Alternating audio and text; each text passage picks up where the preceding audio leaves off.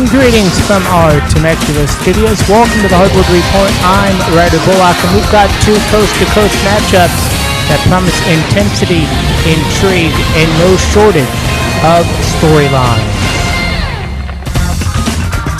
We begin in New York City, where the Knicks, riding a 4-game home winning streak, host the Minnesota Timberwolves. Both teams entered 4-3, sixth in their respective conferences. But tonight the spotlight sharpens because Anthony Edwards is in uniform. Minnesota's rising star returns to action, bringing shot-making, swagger, and a competitive edge that shifts the dynamic. The Timberwolves, who averaged over 114 points per game last season and 45 from beyond the arc, now have their emotional anchor back in place. The Knicks, meanwhile, continue to lean into their physicality and pace. They averaged nearly 116 points last season with 52 in the paint and 15 on fast breaks and posted 27 wins at home. But they'll be without Mitchell Robinson tonight, sidelined with an ankle injury, leaving a gap in their interior defense. Tip-off from the Garden is at 7:30 Eastern.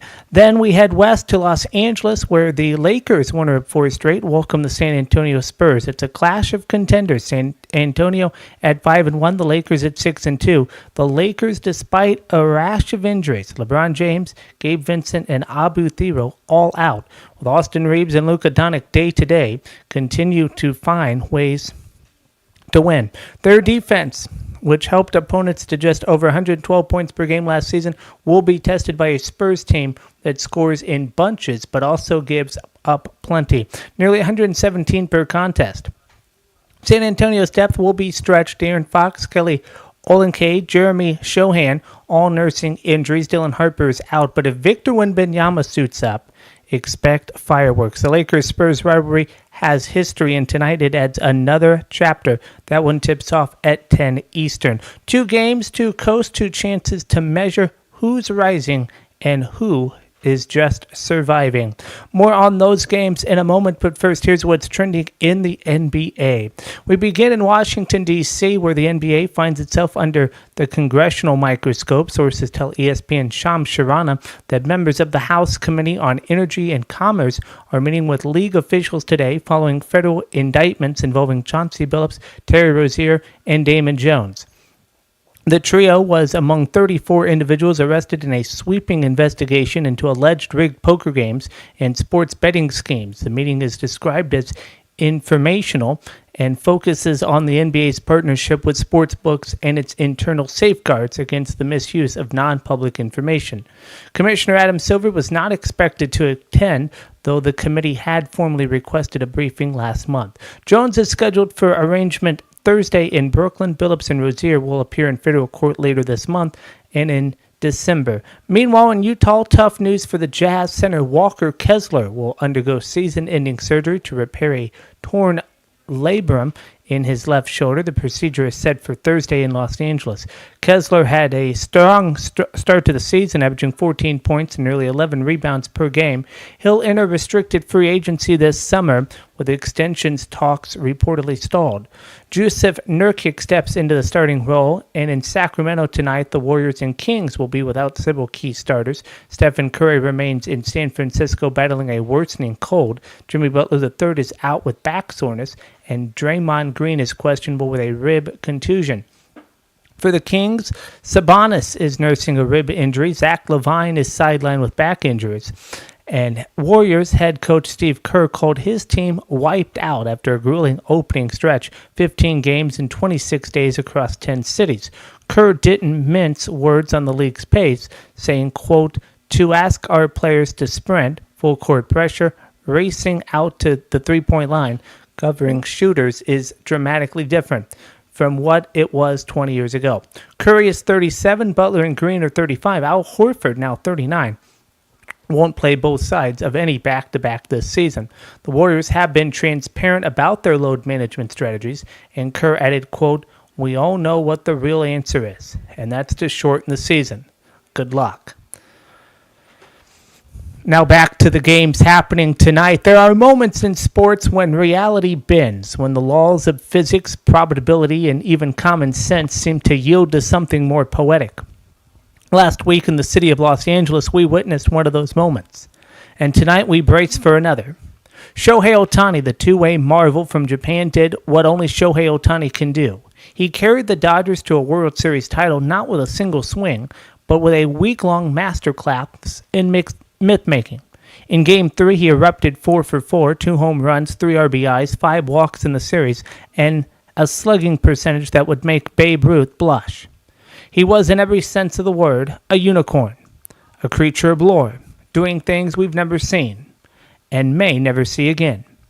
But as the champagne dried and the confetti settled, another unicorn was already lacing up his sneakers 12 miles down the I-10 freeway. Victor Wembanyama, 7'4" wingspan, wonder. And what's next isn't just a basketball player, he's a phenomenon. A 30.7 PER through 6 games. A defensive presence that alters not just shots but physics. And a Spurs team once thought to be rebuilding, now standing at 5-1 for the first time in franchise history, daring the rest of the league to believe. Tonight, Wemby and the Spurs arrive in Los Angeles to face a Lakers team riding a 4-game win streak, still searching for its identity in a season already marked by injuries and uncertainty. LeBron James, the ageless wonder, is out. Austin Reeves is nursing a groin. Luka Doncic is day-to-day, and yet the Lakers, 50 wins strong last season, are finding ways to win themselves, leaning on depth, defense, and the echoes of banners past. The Spurs, they're young. They're banged up. De'Aaron Fox, Dylan Harper, Jeremy Shohan, all question marks. But they have Wembanyama, and sometimes that's enough. Because here's the thing about unicorns. They don't follow scripts. They write them. Ohtani's World Series wasn't perfect. He went hitless in games 4 and 5, but when the lights were brightest, he delivered. And in doing so, he reminded us that greatness isn't about perfection. It's about presence, about the ability to make the impossible feel inevitable.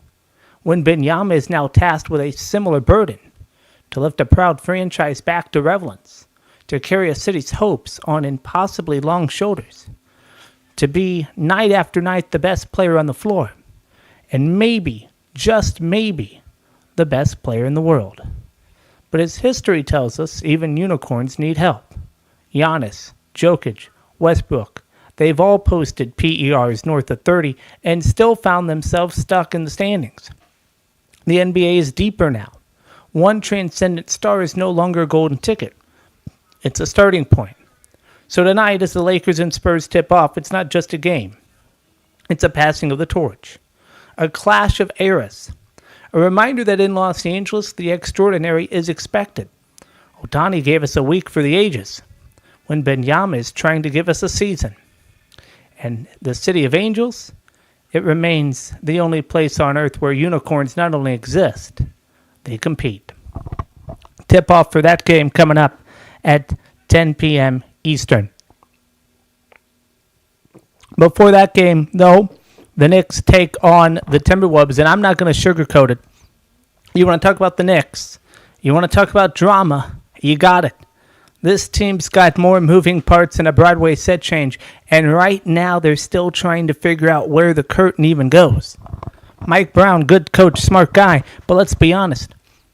He's walking into a building that hasn't seen sustained success since the Clinton administration. I mean, I get it. They went to the NBA Finals, and the Eastern Conference Finals last year, but you don't just swap out Thibodeau, trade Randall for Towns, and expect the Garden to start humming like it's 1994 again. You know, that's not how it works. Towns talented, but he's been he's shooting 40% from the field. 40, that's not going to cut it in New York. You can't be the centerpiece and look like you're still reading the playbook in November. And Brunson loved the kid, but they've taken the ball out of his hands. Less pick and roll, more handoffs. What are we doing here? This is New York. We don't do cute. We do results. Mikal Bridges, he's the one guy who looks like he belongs in the system. He's playing free. He's shooting lights out. He's finally not just orbiting around stars. That's positive, but the rest is a work in progress, and that's being kind. Josh Hart, Mr. Scrappy, he's banged up. Mitchell Robinson's on load management plan every time he hits the floor. Knicks fans hold their breath like it's Game 7. You can't build a contender on hope and duct tape. Now I'll give you this. The East is wide open. Okay? Cavs, Magic, Hawks, Celtics, they've all got issues. Pacers, Halliburton's out. So, yeah, the Knicks can win games. They've got talent. But talent without clarity is just noise. And right now, this team's got a lot of noise. They're shooting more threes, sure, but they're giving up more on the other end. You can't win in this league trading haymakers every night. You need defense, you need identity, and you need leadership. So where do they stand? They're in the mix, but don't tell me they're favorites. Not right now, not the way they're playing. Not the way they're playing. I picked them to win the East, but they're not playing like the team I thought they were going to play. Towns has to figure out his role. Brunson reclaims the offense. He's got to reclaim it. And Brown has to prove he can steer this ship through the storm. You want to be a finals team, you got to look like one. And right now, the Knicks look like a team trying on suits in the dressing room. We'll see if anything can fit them. Tonight, you got the Knicks and the Timberwolves under the lights at the Garden. Now, listen, this ain't a playoff preview, but it's a game that tells you a lot about where these teams are headed. And I'll be honest, neither one's exactly lighting the league on fire right now. But there's juice in this matchup. Randall's back. DiVincenzo's back. Towns is in orange and blue. And Mike Brown's trying to make this thing work. What to watch? Let's start with the Knicks. Offensively, it's a whole new world. They're running handoffs like it's Sacramento East. 43 handoffs per 100 possessions, most in the league. That's a Mike Brown special. You got Towns, Brunson, Bridges, even Yabusele getting touches off movement. It's not pretty yet, but it's functional. Now the big change, threes. Knicks are launching 44 a night. That's third in the NBA. They're hitting 36.5%, which is fine. But the volume is what matters. They're spacing the floor. They're moving the ball. And they're not just watching Brunson dribble the air out of it anymore. Defensively, that's where the concern is. They're giving up 40% from three. That's second worst in the league. You can't win in this league trading threes unless you're Golden State in 2017, and the Knicks aren't that. Matchup to watch, it's the Wolves, right? They're isolation heavy. They lead the league in ISO points per game. That's not a good thing. That's a sign of stuck offense. They're dead last in potential assists. That means they're not moving the ball. They're not creating good looks. And if Edwards doesn't play, okay, which we know he will, but if he doesn't play a lot, okay, he's going to start, but we don't know how long he's going to play. The hamstring, that offense gets real stale, real fast. So he's got to play a long time tonight. I don't know if he will. Randall's been running the show with Edwards out. And listen, I know Randall. He's a tough player. But if he's your lead ball handler, you're stealing slow. He's not a creator. He's a scorer. And Gobert, he's a problem. Not for the Knicks. For the Wolves, he can't guard the corners. He can't switch. And if the Knicks keep him in space, it's going to be a long night. So here's what I'm looking for tonight's pick and play. The Knicks are undefeated at home. They're starting to click offensively. Towns is figuring it out. Bridges looks comfortable. Brunson's still the guy, and the Wolves, they're banged up. They're stagnant. And they're walking into a buzzsaw. If Gobert gets exposed, look out. The Knicks line is minus 166. That's a fair number. I'm playing it straight. Knicks money line. If you want a little juice, take the Knicks to win, and the over on team threes. They're going to shoot, they're going to hit, and they're going to win. The play, Knicks minus 166. Lean Knicks over 14.5 made threes. All right, let's break down. Knicks should win this game, but remember, this is the NBA. You got to show up, you got to defend, and you got to finish. Let's see if Mike Brown's crew is ready to do all three. That'll do it for me. We will see you